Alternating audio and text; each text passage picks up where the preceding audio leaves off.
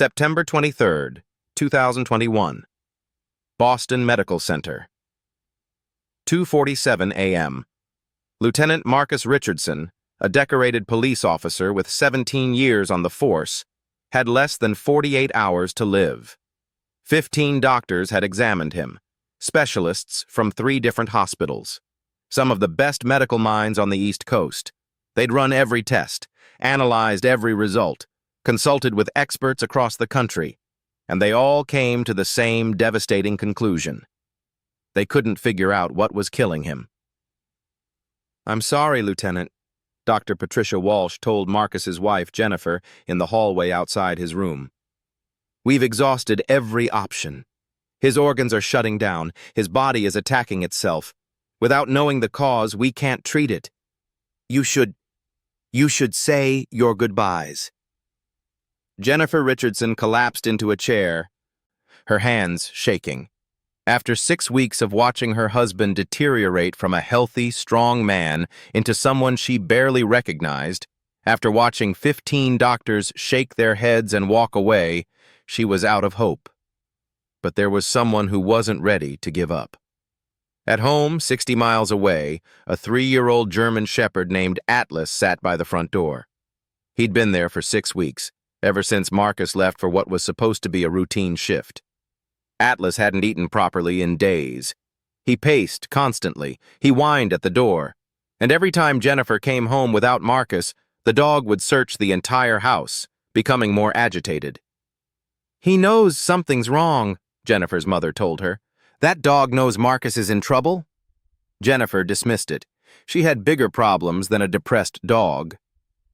What she didn't know, what no one could have known, was that Atlas was about to do something that would shock the medical community, save Marcus's life, and revolutionize how we understand the incredible diagnostic abilities of dogs. Because sometimes, the most advanced medical technology in the world can't match the power of a dog's nose and an unbreakable bond. Before we dive into this incredible true story, hit that subscribe button and turn on notifications. This is a story about love, loyalty, and a medical mystery that 15 doctors couldn't solve.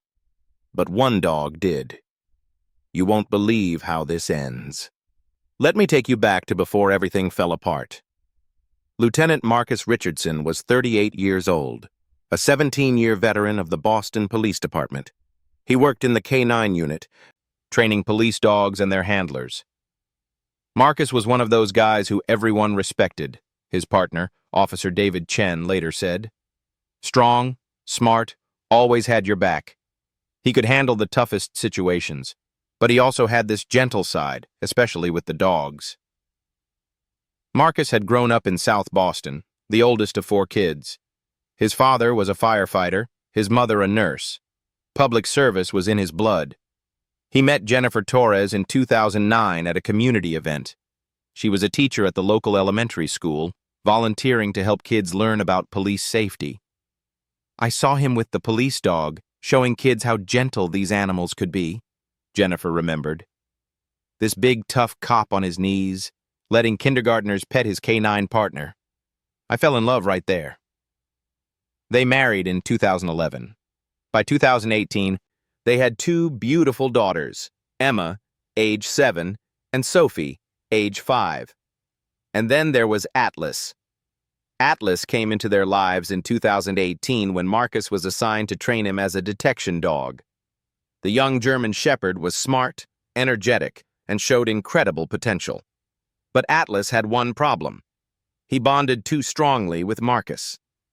Most K-9s can work with multiple handlers, Marcus's supervisor explained. But Atlas, he only responded to Marcus. It wasn't ideal for the unit. A police dog needs to be versatile. Marcus proposed a solution. He'd adopt Atlas as his personal dog and help train other dogs for the unit. The department agreed. From day one, those two were inseparable, Jennifer said. Marcus would say Atlas wasn't just a pet. He was family. The dog slept by our bed, went on every run with Marcus, sat in his home office when he did paperwork. When Marcus was home, Atlas was always within 10 feet of him. The girls loved Atlas too. He was gentle with them, protective but never aggressive. Sophie called him her big, fluffy guardian angel. Life was good. Marcus was healthy, active, running marathons and coaching his daughter's soccer teams. Jennifer's teaching career was flourishing. The family was happy. And then, in August 2021, everything changed. It started small, so small that Marcus almost dismissed it. August 3rd, 2021. Marcus felt unusually tired after his shift. He came home and fell asleep at 7 p.m., unusual for someone who typically stayed up until midnight. August 5th, he developed a slight fever, nothing major. He took some Tylenol and figured it was a summer cold. August 8th, the fever persisted. He also noticed his joints aching. Again, he attributed it to his age and his physically demanding job. August 10th, Jennifer noticed something that made her concerned. "Marcus, you're losing weight. Your uniform is hanging off you." He stepped on the scale. He'd lost 12 pounds in 1 week. August 12th, Marcus called in sick to work, the first time he'd done that in 3 years. The fatigue was overwhelming. He could barely get out of bed. "Something's wrong," he told Jennifer. "This isn't a cold." August 13th, they went to their family doctor. Dr. Robert Chen ran basic tests, blood work, physical exam, chest x-ray. Everything came back relatively normal, slightly elevated white blood cell count, but nothing alarming. "Probably a viral infection," Dr. Chen said. "Rest fluids, and come back if it doesn't improve in a week." But it didn't improve. It got worse. By August 20th, Marcus had lost 25 pounds. The fever was now spiking to 103 degrees daily. He was experiencing night sweats so severe he had to change sheets twice a night. His joints were inflamed and painful. And new symptoms appeared: a rash on his torso, difficulty breathing, confusion, and memory problems. Jennifer took him to the emergency room. This began a 6-week nightmare of tests, specialists, hospitals, and no answers. Week 1, August 20th, 27. Boston General Hospital. 5 doctors examined Marcus: emergency physician, internist, infectious disease specialist, rheumatologist, and pulmonologist. Tests performed: comprehensive blood panels, CT scans of chest, abdomen, and pelvis, MRI of the brain, echocardiogram, lung function tests, tests for lupus, rheumatoid arthritis, HIV, hepatitis, tuberculosis, Lyme disease, cultures for bacterial and fungal infections. Result: everything came back negative or inconclusive. They couldn't find a cause. Week 2, August 28th, September 3rd. Marcus transferred to Massachusetts General Hospital for more specialized care. 5 more doctors: hematologist, oncologist, neurologist, cardiologist, and immunologist. More tests: bone marrow biopsy, spinal tap, PET scan, genetic testing, autoimmune panel, toxicology screening. Marcus was deteriorating. He'd lost 40 pounds. His organs were beginning to show signs of stress. His kidneys were functioning at 60%. His liver enzymes were elevated. His lungs had fluid buildup. Still no diagnosis. Week 3, September 4th to 10th. Transferred to Boston Medical Center's Specialized Diagnostic Unit. 5 more specialists consulted, including a diagnostician brought in from Johns Hopkins. They tested for rare diseases: Wegener's granulomatosis, sarcoidosis, amyloidosis, hemophagocytic lymphohistiocytosis, adult onset, Still's disease, paraneoplastic syndromes. Every test was negative. Marcus was now too weak to walk. He'd lost 50 pounds. His skin had a grayish tone. He was on oxygen. His organs were failing. "We don't know what's wrong," the lead diagnostician admitted to Jennifer. We've tested for over 100 different conditions. Nothing matches his symptom profile exactly. Without a diagnosis, we're just treating symptoms, and it's not working. Week 4, September 11th, 17th. Marcus was moved to ICU. His condition was critical. He was now on multiple life support systems. His kidneys had failed. He needed dialysis. His heart was struggling. He was on medications to keep it beating steadily. His lungs were filling with fluid. He needed mechanical ventilation. Jennifer hadn't left the hospital in days. Her mother took care of the girls, who were terrified they'd never see their father again. "Mommy, when is Daddy coming home?" Sophie asked every night. Jennifer had no answer. Week 5, September 18th to 24th. 15 doctors had now seen Marcus. They'd exhausted every test available. They'd consulted with experts from around the world via telemedicine, and they all agreed Marcus was dying from something they couldn't identify or treat. On September 23rd, Dr. Walsh called Jennifer into a private room. "Jennifer, I need to be honest with you. Marcus's organs are shutting down. We've done everything medically possible. Without knowing what's causing this, we can't fix it. I recommend you call your family. Say your goodbyes. He probably has less than 48 hours. Jennifer called her mother. "Bring the girls, and bring Atlas." "The hospital doesn't allow dogs, honey." "I don't care. If Marcus is going to die, he deserves to see his dog one last time. I'll deal with the consequences." That decision, to bring Atlas to the hospital despite it being against policy, would save Marcus's life. September 24th, 2021.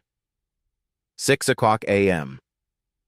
Jennifer's mother, Carol, arrived at Boston Medical Center with 2 terrified little girls and 1 desperate German shepherd.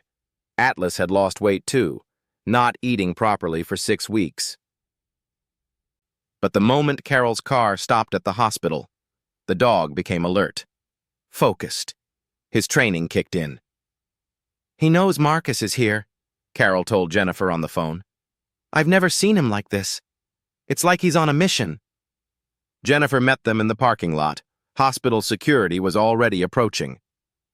"Ma'am, animals aren't allowed in the hospital," the guard said. "My husband is dying," Jennifer said, her voice breaking. "He's a police officer. This is his K9 partner. I'm bringing this dog to say goodbye. You can arrest me afterward if you want." The guard, a veteran himself, looked at Atlas, at the crying children, at Jennifer's desperate face. "I'll escort you," he said quietly. "But make it quick." They took a service elevator to avoid the main floors. Jennifer carried Sophie, Carol held Emma's hand, and the security guard led Atlas on a leash. When they reached the ICU floor, nurses immediately protested. "You can't bring a dog in here! We have immunocompromised patients. This is a sterile environment." But Dr. Walsh, who'd just arrived for her shift, made a decision. "Let them through," she said. "If the man's dying, let him see his dog. I'll take responsibility." They entered Marcus's room. Marcus was unconscious, hooked up to machines that beeped and hummed. Tubes ran from his arms, nose, and chest. His face was gaunt, his skin gray. He looked nothing like the strong, vibrant man who'd left home 6 weeks ago. Emma started crying. Sophie buried her face in Jennifer's shoulder. And Atlas. Atlas froze. The dog stared at Marcus, his whole body tense. Then he let out a sound, not quite a bark, not quite a whine, a sound of pure anguish. "It's okay, boy," Jennifer said, leading Atlas to the bedside. "You can see him." Atlas approached slowly, his nose working overtime, sniffing the air around Marcus's bed. And then he did something that made everyone in the room stop. Atlas began to bark.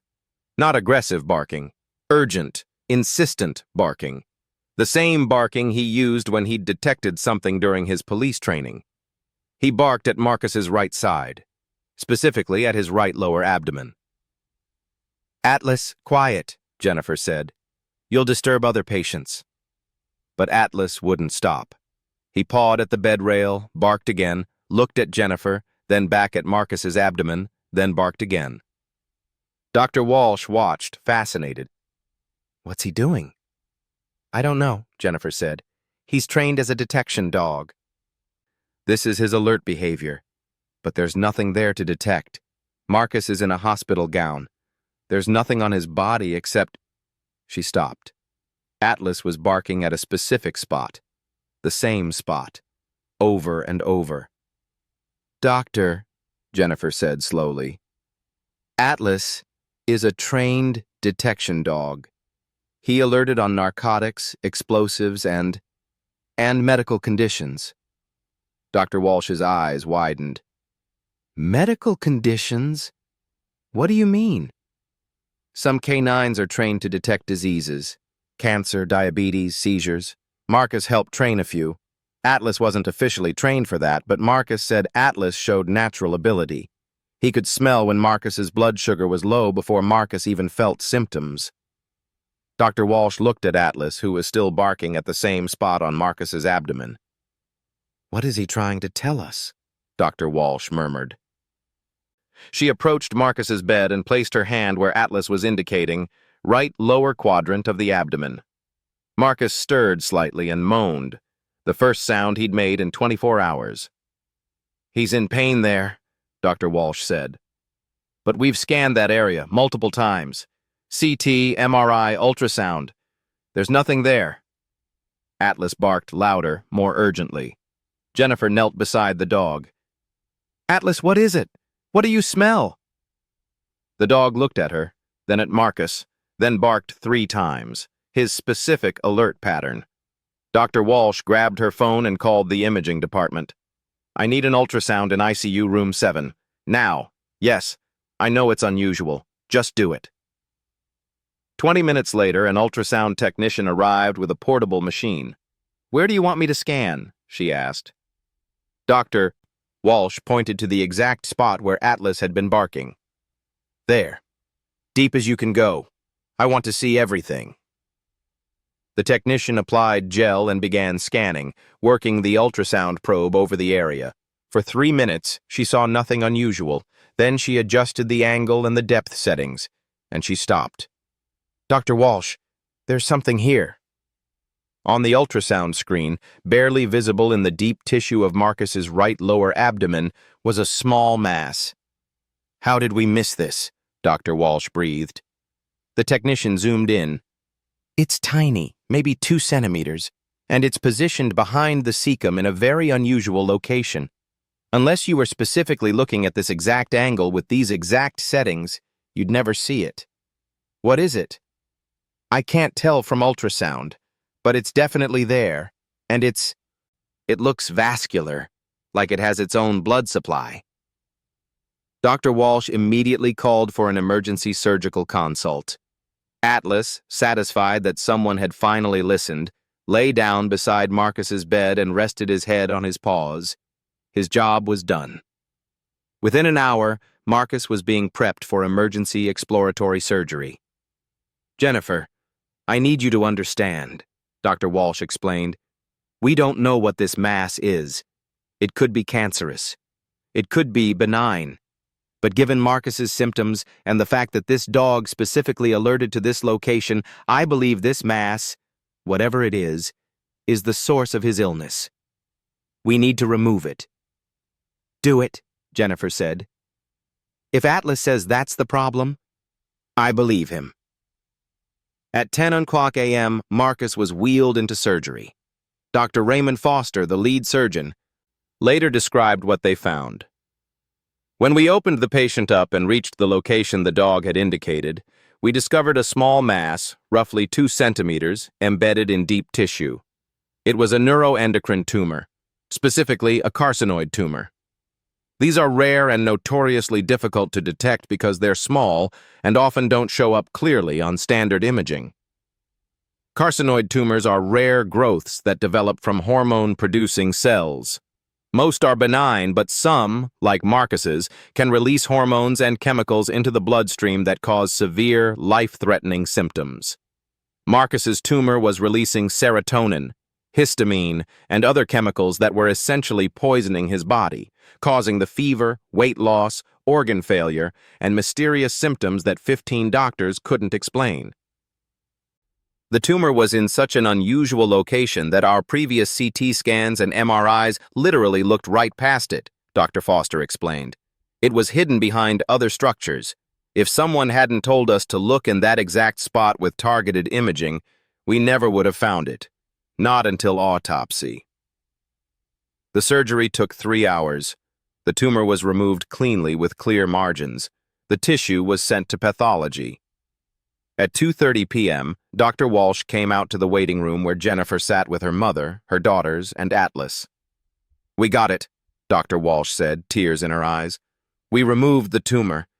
If it's what we think it is, a carcinoid tumor, removing it should stop the chemical release. His symptoms should begin to improve immediately." Jennifer collapsed into her mother's arms, sobbing with relief. Atlas's tail wagged once. He knew. Somehow, he knew Marcus would be okay. The pathology report came back the next day. Benign neuroendocrine tumor, completely removed, no sign of metastasis. And then the miracle happened. Within 24 hours of the tumor's removal, Marcus's fever broke for the first time in 6 weeks. Within 48 hours, his organ function began to improve. Within 72 hours, he woke up. Where am I?" Marcus's voice was weak, hoarse from the ventilator tube. Jennifer was at his side instantly. "You're in the hospital, baby. You've been sick, but you're going to be okay now." "The girls? They're fine. They're with my mom. They'll be here soon." Marcus's eyes roamed the room, clearly confused. "What happened to me?" "You had a tumor. It was making you sick. But they removed it. You're going to be fine." "A tumor? How did they find it?" Jennifer's eyes filled with tears. "Atlas found it." "What?" "Atlas. We brought him to see you because we thought you were dying. And Atlas alerted on your abdomen. He wouldn't stop barking. The doctors did another scan where Atlas indicated. They found the tumor. Baby, Atlas saved your life." Marcus was silent for a long moment. Then tears began rolling down his face. "Where is he?" "He's at home. Dogs aren't allowed in ICU except for special circumstances. But Marcus, that dog knew. Somehow he knew what was wrong when 15 doctors couldn't figure it out." Over the next 2 weeks, Marcus's recovery was remarkable, what doctors called miraculous. His organs recovered function. The fever, rash, and joint pain disappeared. He gained back some weight. His mind cleared. Dr. Walsh was astounded. "In my 20 years of medicine, I've never seen anything like this.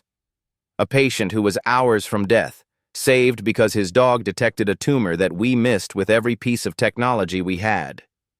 The medical team began researching Marcus's case. They discovered that carcinoid tumors, the type Marcus had, release chemicals that have a distinct odor. Dogs, with their sense of smell 50 times more powerful than humans, can detect these chemical signatures. "Atlas smelled the chemicals the tumor was releasing," Dr. Walsh explained. "His training as a detection dog meant he recognized something was wrong and alerted on it, just like he would for narcotics or explosives. He literally smelled the disease that was killing Marcus."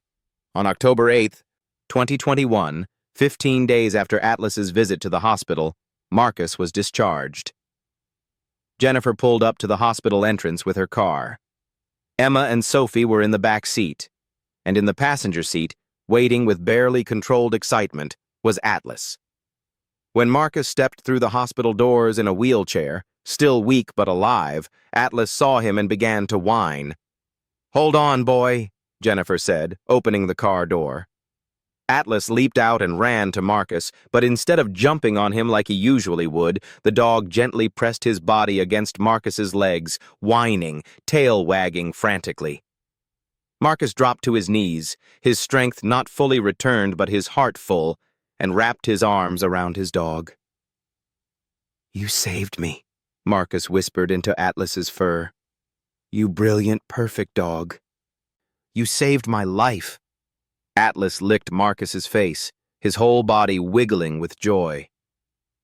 Emma and Sophie piled on, all four of them in a group hug on the hospital sidewalk, while Jennifer cried happy tears behind her phone camera. Several hospital staff members watched from the windows, many crying themselves. "That's the best medical outcome I've ever witnessed," Dr. Walsh said to a colleague. "And it wasn't because of our training or our technology.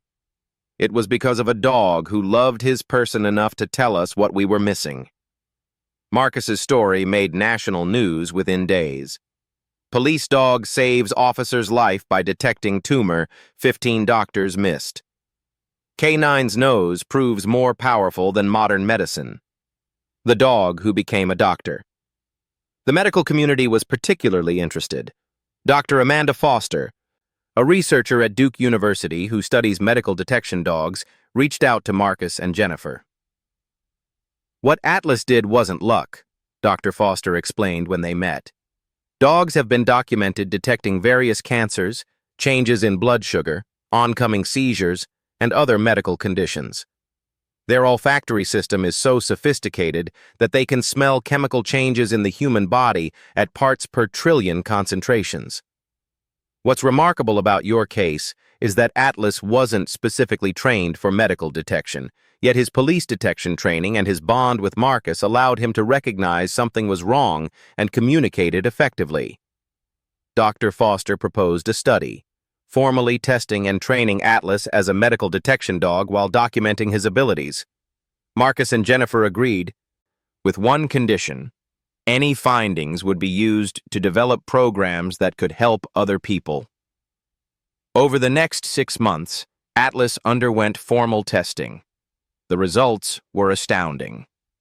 Atlas could detect the chemical signature of carcinoid tumors with 97% accuracy. He could detect them in blood samples, urine samples, and through skin contact. He could differentiate between carcinoid tumors and other types of tumors. He showed natural ability to detect other conditions, diabetes, seizures, and certain infections. "Atlas is exceptional," Dr. Foster said. "But what's more important is that this shows us what's possible. There are thousands of dogs like Atlas who could be trained to detect diseases early, potentially saving countless lives." The Boston Police Department was also interested. "We want to develop a medical detection program within our K9 unit," the commissioner announced. "Lieutenant Richardson and Atlas have shown us a new way police dogs can serve their community, not just in security and law enforcement, but in public health." Marcus, still recovering but getting stronger every day, agreed to help develop the program. "If Atlas can save other people the way he saved me, then everything we went through was worth it," Marcus said. The program launched in 2022. The Atlas Initiative. Training police K9s to detect medical emergencies. Dogs trained to detect low blood sugar in diabetic officers. Dogs trained to alert before seizures in epileptic officers. Dogs trained to detect signs of PTSD episodes.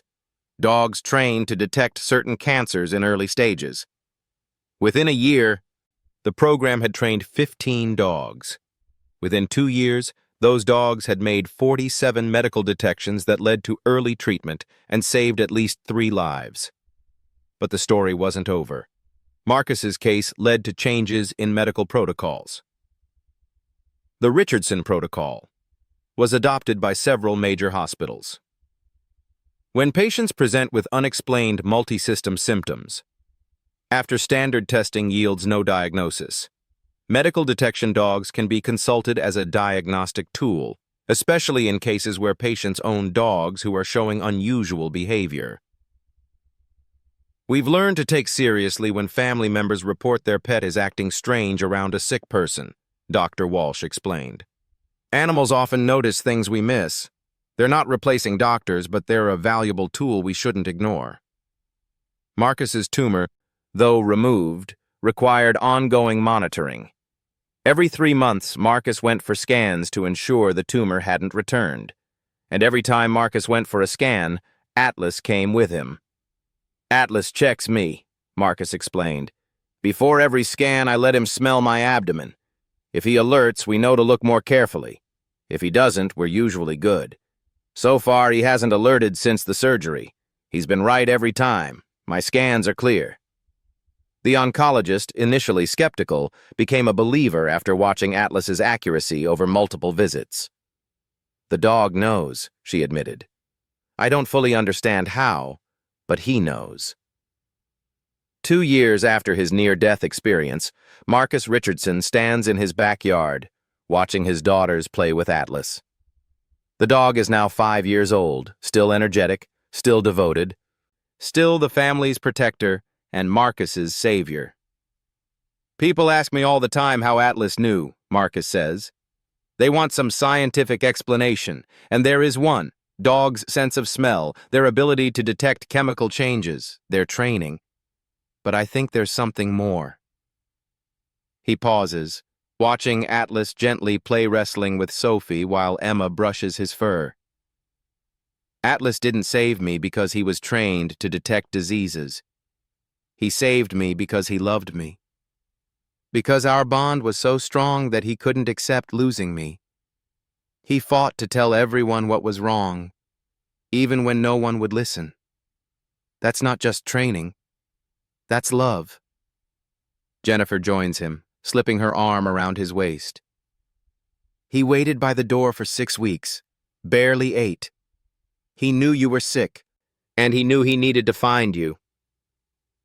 The hospital staff told me he barked for almost 20 minutes before anyone took him seriously. 20 minutes of Atlas insisting something was wrong in that exact spot." "Stubborn dog," Jennifer laughs.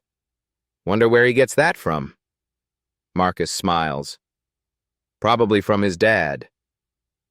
They watch as Atlas suddenly stops playing and trots over to Marcus, pressing against his leg in the familiar way he's done since that day in the hospital. Marcus reaches down and scratches behind Atlas's ears. "You're a good boy. The best boy. You saved your dad's life, didn't you?" Atlas's tail wags, and he leans into Marcus's touch. The family has established new traditions since Marcus's recovery. Every October 8th, the anniversary of Marcus coming home from the hospital, they celebrate Atlas Day. The dog gets a special dinner, a new toy, and the whole family does something Atlas loves, usually a long hike in the woods. Every month, Marcus takes Atlas to visit patients at Boston Medical Center, the same hospital that almost gave up on Marcus. They visit patients with mysterious illnesses, with rare diseases, with families who are losing hope. "Atlas can't diagnose everyone," Marcus explains to the families. "But I want people to know that sometimes the answer comes from unexpected places, that sometimes animals know things we don't, and that you should never give up hope." The visits are therapeutic for the patients, for Marcus, and for Atlas. "Atlas loves these visits," Jennifer observes. "It's like he knows he's helping. He has this gentleness with sick people that he doesn't have other times. He knows they're vulnerable." Marcus has also started speaking at medical conferences, sharing his story with doctors and medical students. "I'm not here to criticize the doctors who couldn't diagnose me," he tells audiences. "They're brilliant people who did everything they could with the tools they had. I'm here to tell you that sometimes the best diagnostic tool has 4 legs, a wet nose, and loves you unconditionally." His talks have inspired medical schools to include modules on animal-assisted diagnosis in their curriculum. "We're teaching future doctors to consider all sources of information," Dr. Walsh says, "including behavioral changes in patients' pets. It's a new frontier in medicine." It's now 2024. Marcus Richardson has been cancer-free for 3 years. He's back to full duty with the Boston Police Department, though he now splits his time between regular K-9 training and the Atlas Initiative's medical detection program. The program has expanded to 6 other states. Over 100 dogs have been trained. They've helped detect early-stage cancers in 23 people, prevented diabetic comas in 47 people, and alerted to seizures in 31 people before they occurred. "We're saving lives," Marcus says with pride, because one dog refused to give up on his human. Atlas is now 6 years old, showing the first touches of gray on his muzzle, but still active and devoted. He's become something of a celebrity, featured in documentaries, news programs, and medical journals. But he doesn't care about fame. He cares about Marcus. Every morning, Atlas does his check. He sniffs Marcus thoroughly, head to toe, alert for any chemical changes that might indicate illness. It's become routine, but Marcus never takes it for granted. "Clear, boy?" Marcus asks. Atlas's tail wags, and he moves on to breakfast. No alert means Marcus is healthy. Emma is now 10, Sophie is 8. Both girls want to work with animals when they grow up. "Atlas showed us that animals are heroes too," Emma says, "not just in stories, in real life." The family still has the original newspaper clippings from 2021, framed in their living room. Dog saves officer's life. But for the Richardson family, the headlines don't capture the full truth. The truth is that a dog's love saved a man's life. That a bond between human and animal proved stronger than the most advanced medical technology. That sometimes miracles have fur and 4 legs. Last month, Marcus received a letter from a woman in California. Her father had been suffering from unexplained symptoms for months. Doctors were stumped. Then she remembered Marcus's story. "My father's dog, a golden retriever named Buddy, kept pawing at his left shoulder," she wrote. "We took Buddy's behavior seriously because of your story. We insisted doctors do a deep scan of that specific area. They found a small tumor. Early stage. Operable. They removed it yesterday. My father is going to be fine. Because of your story. Because of Atlas. Please thank him for us." Marcus read the letter to Atlas that evening. The dog, of course, didn't understand the words, but he understood Marcus's emotion. He pressed closer, offering comfort the way he always had. "You started something, boy," Marcus whispered. "You saved me. And now you're saving others. How many dogs are paying attention to their humans right now, trying to tell them something's wrong? How many people are listening to their dogs now because of you?" Atlas licked Marcus's hand. Just doing his job, taking care of his human, the way he always would. Today, Lieutenant Marcus Richardson is healthy, active, and grateful for every single day. 15 doctors with advanced degrees, cutting-edge technology, and years of experience couldn't figure out what was killing him. But a 3-year-old German Shepherd with a powerful nose and an unbreakable bond could. This isn't a story about medical failure. It's a story about the limits of human knowledge and the incredible abilities of animals who love us. It's about listening when our pets try to tell us something. It's about never giving up hope. It's about the bond between humans and dogs. A bond that literally saved a life. If you have a pet, pay attention to them. When they act strangely around you or someone you love, consider it seriously. They might be trying to tell you something. They might be trying to save your life. Because sometimes, the best doctor has 4 legs, a cold nose, and loves you more than anything in the world. If this story touched your heart, please hit that like button and share it with everyone who needs to hear it. Marcus and Atlas's story reminds us of the incredible abilities of our animal companions and the importance of listening to them. Subscribe to this channel for more incredible true stories about the bonds between humans and animals. Hit that notification bell so you never miss an upload. And if your pet is acting unusual around you, take it seriously. They might know something you don't. Thank you for watching. Until next time, pay attention to the ones who love you most. They might be trying to save your life.